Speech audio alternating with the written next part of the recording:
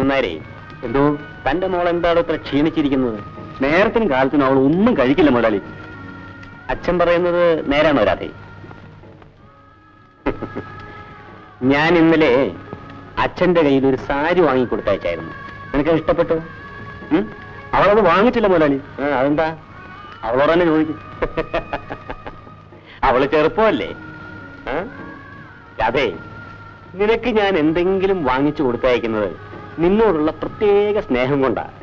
അത് ഓർമ്മ വേണം കേട്ടോ.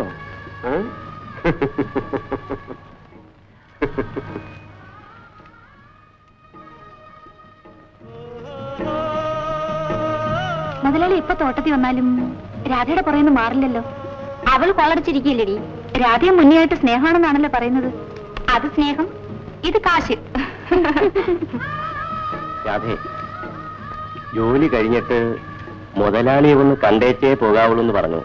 എനിക്ക് സൗകര്യപ്പെടില്ലെന്ന് പറഞ്ഞേര്.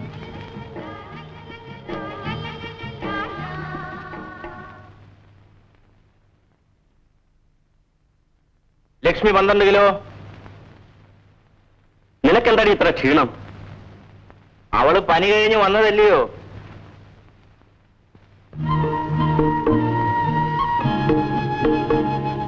മീനാക്ഷി 9 കിലോ.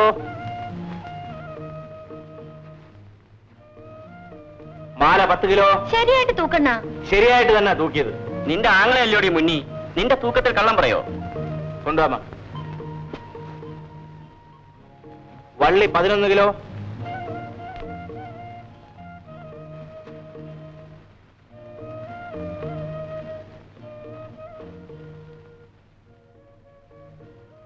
രാധ 14 കിലോ.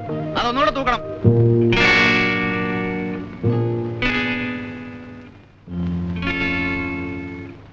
അതൊന്നുകൂടെ തൂക്കാനാ പറഞ്ഞത്. എന്തിനാ? കള്ളത്തൂക്കവാ. 2 കിലോ കൂടുതലാ പറഞ്ഞു. അത് പറയാൻ നീ ആരാടാ? നിന്റെ മച്ചമ്പി.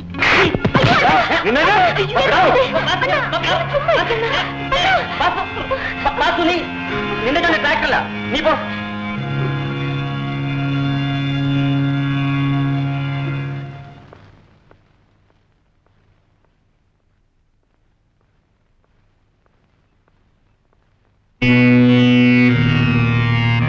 എടാ മുന്നി, പെരട്ടുകളത്തിൽ എന്താ ഉണ്ടായത്? വാസു ആവശ്യമില്ലാതെ എന്നോട് വഴക്കിന് വന്നു. എന്നിട്ട് ഞാനൊരു അടി കൊടുത്തു. തെറ്റ് കണ്ടാൽ എന്നോട് പറയണം. തല്ലാൻ നിനക്കെന്ത് അധികാരം? വാസു അടിച്ചോടാ. മുതലാളിയെ ഓർത്ത് ഞാനൊന്നും ചെയ്തില്ല. മുന്നി, നീ പല പ്രാവശ്യം ഇവിടെ വഴക്കുണ്ടാക്കി. എന്നിട്ടും നിന്നെ ഞാൻ പിരിച്ചുവിട്ടില്ല. പക്ഷേ ഇപ്പോൾ നീ നടപടികൾ മോശമാണെന്ന് ഞാൻ കേട്ടു. ഞാൻ നടപടി പക്ഷമൊന്നും കാണിച്ചില്ല. ഇല്ലേ? നീ രാധയുടെ പുറകെ നടന്ന് അവളെ ശല്യപ്പെടുത്തുന്നില്ലേ? ഓ, അതാണോ കാര്യം? മുതലാളിക്ക് എന്താ അതിലിത്ര വിഷമം? അവൾ എന്റെ തോട്ടത്തിൽ പണി ചെയ്യുന്നതാണ്. എന്നാലേ അവളുടെ ജോലിക്കാര്യം മാത്രം മുതലാളി ശ്രദ്ധിച്ചാൽ മതി. നീ പേടിപ്പിക്കണ്ട മുതലാളി. അവരുടെ കാര്യത്തിൽ മുതലാളിക്ക് ഇത്ര വെപ്രാളം എന്താണെന്ന് ഞങ്ങൾക്കറിയാം. നിന്നെ ഞാൻ ഡിസ്മിസ് ചെയ്തിരിക്കുന്നു. ഈ മുതലാളിയോട് അനാവശ്യം പറഞ്ഞിട്ടല്ലേടാ നിന്നെ ജോലിയിൽ പിരിച്ചുവിട്ടത്? അമ്മേ, ഈ തോട്ടത്തിൽ നിന്ന് എന്നെ പിരിച്ചുവിട്ടെന്ന് വെച്ച് വേറെങ്ങും എനിക്ക് ജോലി കിട്ടത്തില്ല. അമ്മ എന്തിനാ ഇങ്ങനെ വെപ്രാളപ്പെടുന്നത്? ലയത്തിൽ നിന്ന് ഇറക്കി വിട്ടാ നമ്മൾ എങ്ങോട്ട് പോവടാ? എന്തിനാ ഇറക്കി വിടുന്നത്? ലയ മുതലാളിയുടെ ആയതുകൊണ്ട്. മാല ഈ തോട്ടത്തിലെ തൊഴിലാളിയല്ലേ, അവളെ ഇറക്കി വിടുമോ? എന്നാലാ ഒന്ന് കാണണമല്ലോ. നിന്റെ ഈ തറവല പറിച്ചിലുണ്ടാടാ നീ ഗുണം പിടിക്കാത്തത്. എനിക്ക് ഇങ്ങനെ പറയാനേ അറിയാവൂ. സൗകര്യമുള്ളവർ കേട്ടാ മതി. ദേ, എന്നെ വാതി ഒറിഞ്ഞു വരുന്നുണ്ട്. ഞാൻ വല്ലതും പറയും കേട്ടോ. അമ്മ എന്തിനാ അണ്ണനോട് വഴക്കിന് പോകുന്നേ? നീ എന്റെ പാട് നോക്ക്. എടാ, ഉണ്ട ചോറിന് നന്ദി വേണം. നീ പോയി മുതലാളിയുടെ കാല് പിടിച്ച് മാപ്പ് പറ. അതിന് അമ്മയുടെ വയറ്റിൽ ഞാൻ ഒന്നുകൂടെ ജനിക്കണം. എടാ, എറണാകുളത്ത് ചോറിണ്ടിട്ട് പോ. എനിക്ക് വേണ്ട. അമ്മ വിളമ്പിത്തരാടാ. എനിക്ക് വേണ്ടെന്ന് പറഞ്ഞില്ലേ? എന്റെ ഭഗവാനെ, ഇങ്ങനെ ഒരുത്തിനെയാണല്ലോ എന്റെ വയറ്റിൽ കോരിയിട്ടത്. അമ്മ തന്നെയല്ലേ പെറ്റത്? ഓടിയോടുന്നു. അമ്മേ, ചേട്ടൻ ആ മുക്കിലെ കടയിൽ കാണും. ഞാൻ കുളിച്ചേച്ച് വരുമ്പോ വിളിച്ചോണ്ട് വരാം. വിളിച്ചോണ്ട് വരണേ മോളെ. നിന്നോടല്ല അമ്മ പറഞ്ഞ്, എന്നോടാ. ചെലക്കാതിരുന്നോ? എന്റെ മോനോടുള്ള അസൂയ കൊണ്ടായിരിക്കും നാത്തൂൻ അങ്ങനെയൊക്കെ എഴുതി അയച്ചത്. എന്റെ പെങ്ങൾക്ക് എന്തിനാടി അവനോട് ഇത്ര അസൂയ? അവന്റെ അപ്പന് നല്ല സൗകര്യം ഉള്ളതുകൊണ്ടായിരിക്കും. എടി അച്ചാമ്മേ, അവനെ പട്ടണത്തിലേക്ക് അയച്ചത് പഠിക്കാനാ, അല്ലാതെ കൂട്ടുകാരുമൊത്ത് കുടിച്ച് കൂത്താടി നടക്കാനല്ല. അത് എഴുതി അറിയിച്ച അവനോട് ഈ കുറ്റം.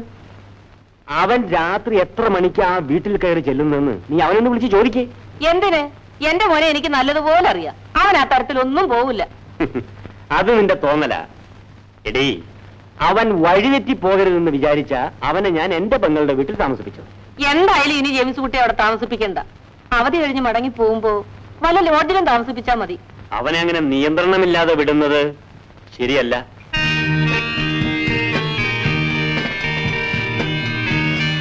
ജെയിംസ് കുട്ടി, മോൻ കാലത്തെ തോക്കുമായിട്ട് അങ്ങോട്ടാ? വെടിയറച്ച് നിന്നിട്ട് കുറെ കാലമായി. വല്ലതും കിട്ടുമോ നോക്കട്ടെ. മോൻ പാല് കുടിച്ചോ? എനിക്ക് വേണ്ടമ്മേ. അച്ഛമ്മേ, അവൻ കുഞ്ഞായിരുന്നപ്പോഴാ പാല് കുടിച്ചിരുന്നത്. ഇപ്പോഴവൻ കുടിക്കുന്ന സാധനം അവന്റെ സഞ്ചിയിൽ കാണും. അവൻ ആവശ്യമുള്ളത് അവൻ കഴിച്ചോളൂ. നമുക്ക് നഷ്ടമൊന്നുമില്ലല്ലോ. ആ, നഷ്ടം വരുമ്പോ നമുക്ക് രണ്ടുപേർക്കും ഒരുമിച്ചായിരിക്കും നഷ്ടം.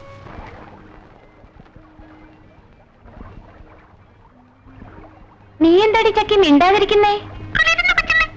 അതേ, മുട്ടൊരുമിരിക്കാൻ കൂട്ടില്ലഞ്ഞിട്ടാ. ഏത് മാരനാടി എനിക്ക് കൂട്ടുവരാൻ പോകുന്നത്? ശരി, ഞാനൊന്ന് കുളിക്കട്ടെ. നീ അവിടെ ഇരുന്ന് ആരെങ്കിലും വരുന്നുണ്ടോ നോക്കിക്കോ.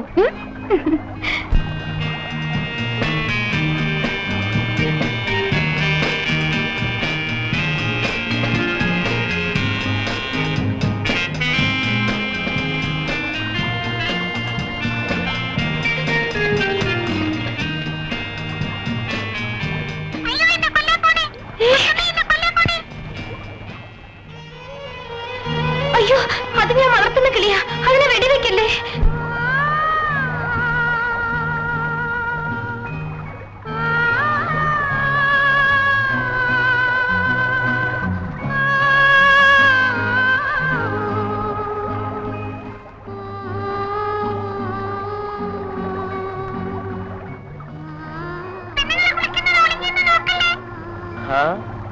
ഏതാണത്തമ്മേ ആ പെണ്ണ്? ഓഹോ, നീ സുന്ദരി. നിന്റെ കൊച്ചമ്മ നിന്നെക്കാൾ സുന്ദരി. ഓ, ഓൾ റൈറ്റ്. ചക്കി പോയോ?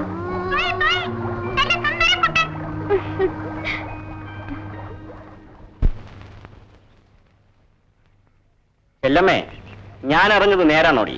എന്താ കങ്കാണി? ഉണ്ണുണ്ണി അങ്ങന്ന് നിന്നെ വെച്ചോണ്ടിരിക്കുകയാണെന്ന്. എറപ്പാടത്തരം പറയുന്നു. ഞാനാ അയാളെ വെച്ചോണ്ടിരിക്കുന്നത്. നിങ്ങളെപ്പോലുള്ളവരെ മേയ്ക്കാൻ എനിക്ക് രണ്ടെണ്ണം വേണ്ടേ? ഞങ്ങൾ എന്താടി രാത്രി നിന്റെ ചെറ്റ വിളിക്കാൻ വരുന്നുണ്ടോ? വന്ന് നോക്ക്, അപ്പൊ കാണാം. അപ്പോഴേ ചെല്ലമ്മേ, ആരാ ചെന്നിട്ട് അവനങ്ങോട്ട് ഏക്കുന്നില്ലല്ലോടി. ഇതേ ഗവൺമെന്റ് ചാരായവ. വകുപ്പനുസരിച്ച് ഏക്കത്തുള്ളൂ. ഏപ്പിക്കാൻ എന്തെങ്കിലും ഒരു വേല കണ്ടുപിടിക്കണമല്ലോടി. വേലയൊക്കെ എനിക്കറിയാം, പക്ഷെ പ്രയോഗിച്ച കണ്ണുപോകും. അയ്യോ, എന്റെ പൊന്നു ചെല്ലമ്മേ, തണ്ടതി ഏറ്റു പോകുന്ന പണി കാണിക്കല്ലേ. ചെല്ലമ്മേ, ആരെയും എടുത്ത്. മുന്നേ നിന്നെ ജോലിയിൽ നിന്ന് പിരിച്ചുവിട്ടെന്ന് കേട്ടല്ലോടാ. ആ, പിരിച്ചുവിട്ടു. എടാ, മുതലാളിമാരോടൊന്നും പിണങ്ങാൻ പോകരുത്. നീലിമല തോട്ടത്തി 20 വർഷമായിട്ട് ഞാൻ കങ്കാണിയാ. എന്റെ മുതലാളി എന്ന് പറഞ്ഞാ എനിക്ക് ദൈവമാ. അത് താനൊരു നാറിയായിട്ടാ. എന്റെ കണ്ണി എല്ലാരും മനുഷ്യരാ. നേതാവ് അകത്തേക്ക് ഇരുന്നാട്ടെ. എനിക്ക് ചെല്ലമേ, പി സാറെ ഒന്ന് പ്രത്യേകം ഗവനിക്കണം. പരിവാരെല്ലാവരും ഉണ്ടല്ലോ. അങ്ങും ഇവിടെ താമസമാക്കിയ പിന്നെ ഈ ഷാപ്പിലൊരു വർക്കത്തുണ്ട്. ചെല്ലമ്മേ, ഇവിടെ കറി വെക്കാൻ നിന്നിരുന്നവന് കോമ്പൻസേഷൻ കൊടുക്കാതെ പിരിച്ചുവിട്ടതായി യൂണിയനിൽ ഒരു പരാതി വന്നിട്ടുണ്ട്.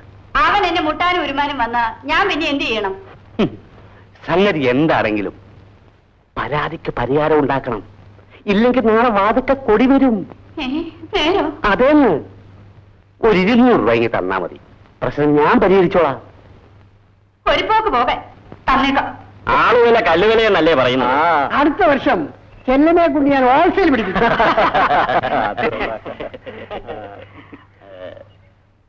ഇന്ന് തിന്നാനൊന്നുമില്ല ചെല്ലമ്മേ. അപ്പ ഇറച്ചിയൊക്കെ ഉണ്ടായിരുന്നു. എല്ലാം 8 മണിയായപ്പോ തീർന്നു. കേട്ടോടാ നാരായണ, ഞാൻ പല ഷാപ്പിൽ നിന്നും വെള്ളയപ്പം തിന്നിട്ടുണ്ട്. പക്ഷെ ഈ ചെല്ലമ്മയുടെ അപ്പത്തിന്റെ രുചിയുണ്ടല്ലോ, അതൊന്നും വേറെയാ. ഓഹോ. വാസുവിന് ഒരര തരട്ടെ? 2 അരഞ്ഞെടുക്ക്. ആ, ഇന്ന് കൈമണി അടിച്ചതിന് കാര്യമായിട്ട് കിട്ടിക്കാണും. ആ, എനിക്ക് കാര്യമായിട്ട് കിട്ടിയിട്ടുണ്ട്. അര തനിക്കും മേടിച്ചു തരട്ടെ? നിന്റെ ഓശാരം എന്റെ പട്ടിക്കും വേണ്ടടാ.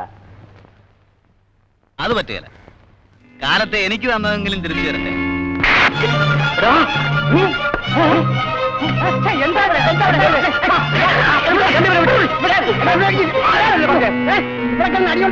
രണ്ടിനെ അകത്താക്കും. നിങ്ങൾ രണ്ടുപേരും എന്റെ യൂണിയൻ നേതാക്കളാണ്.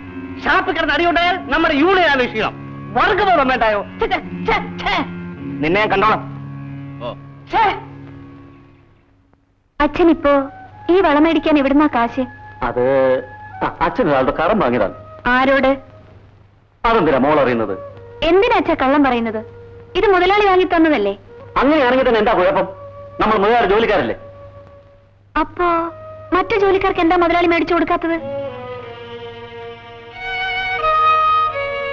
അച്ഛാ, മുതലാളി എന്നെ വിലയ്ക്ക് മേടിക്കാനാണ് വിചാരിക്കുന്നതെങ്കിൽ അതൊരിക്കലും നടക്കാൻ പോകുന്നില്ല.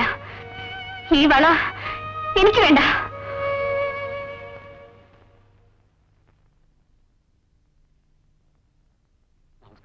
ആ, എന്താ പോയി നന്നായരേ? ഈ വള അവൾക്ക് വേണ്ടെന്ന് പറഞ്ഞ ഞാൻ മേടിച്ചു തന്നാണെന്ന് താൻ അവളോട് പറഞ്ഞു? ഇല്ല. പിന്നെ അവളതെങ്ങനെ മനസ്സിലാക്കി? ഇത് മേടിക്കാനുള്ള പണം ഇപ്പോഴെന്റെ കയ്യില്ലെന്ന് അവൾക്കറിയാം. എന്ത് മേടിച്ചു കൊടുത്താടൂ അവളെ ഒന്ന് സന്തോഷിപ്പിക്കുന്നത്? അതിപ്പം ഞാൻ എന്തു പറയാനാ? താൻ പോയിക്കോ, അവളോട് ഞാൻ സംസാരിച്ചോളാം. ശരി.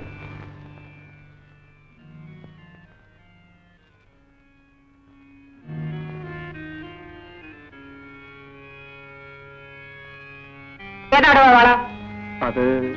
അത് തന്റെ മൂക്ക് കൊടുക്കാൻ മുതലാളി വാങ്ങിച്ച് തന്നതല്ലേ? അയ്യോ അല്ലേ, അതൊരു പണയമാ കൊച്ചമ്മേ. സ്വർണ്ണപ്പണയമോ അതോ പെൺപണയമോ? തനിക്ക് ഇത്രയും പ്രായമായില്ലേ?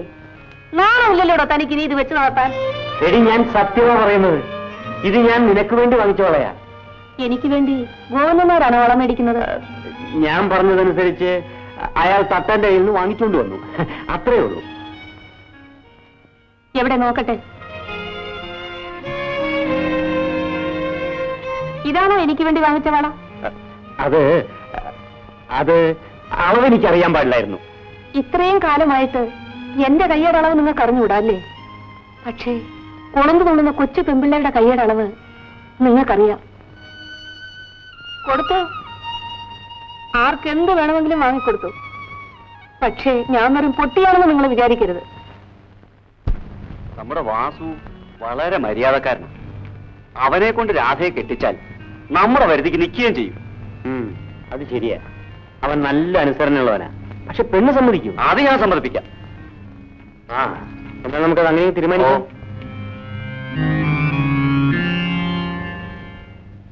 എന്റെ കല്യാണം അച്ഛനും മുതലാളിയും കൂടെ തീരുമാനിച്ച പോരല്ലോ, ഞാനും കൂടെ സമ്മതിക്കണ്ടേ? നിന്റെ സമ്മതം ആർക്ക് വേണം? എന്റെ കഴുത്തിലല്ലേ താലി കെട്ടേണ്ടത്? നീ അമ്മയില്ലാത്തവളാണ്. അച്ഛനാണ് നിന്നെ വളർത്തിയത്. അച്ഛൻ നിർബന്ധിച്ചാൽ നീ എന്ത് ചെയ്യും? അച്ഛനല്ല, ഈശ്വരൻ വന്ന് പറഞ്ഞാലും ഞാൻ മറ്റൊരു വിവാഹത്തിന് സമ്മതിക്കില്ല. ഈ വിവാഹം നടത്തണമെന്ന് നിന്റെ അച്ഛനേക്കാൾ നിർബന്ധം മുതലാളിക്കാണ്. മുതലാളിയുടെ മനസ്സിലിരിപ്പ് എന്താണെന്ന് എനിക്കറിയാം. ഞാൻ കുഞ്ഞായിരുന്നപ്പോൾ ആ മനുഷ്യൻ എന്നെ തലോടുകയും താലോലിക്കുകയും ചെയ്തിരുന്നു. ഇന്ന് ആ മുതലാളിയുടെ ആർത്തിയുള്ള നോട്ടത്തിന്റെ അർത്ഥം എനിക്ക് മനസ്സിലാവുന്നുണ്ട്.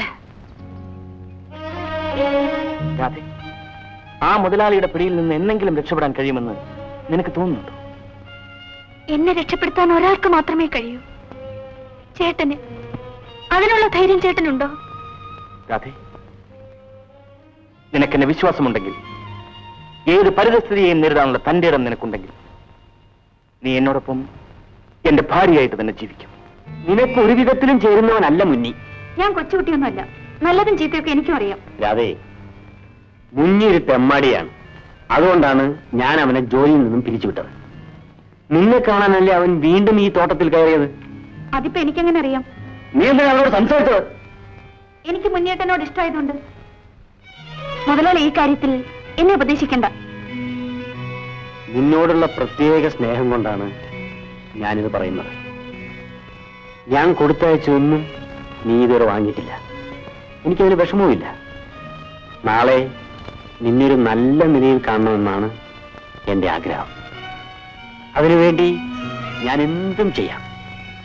പക്ഷേ മുന്നിയുമായിട്ടുള്ള ബന്ധം നീ ഇന്നത്തോടെ അവസാനിപ്പിക്കണം.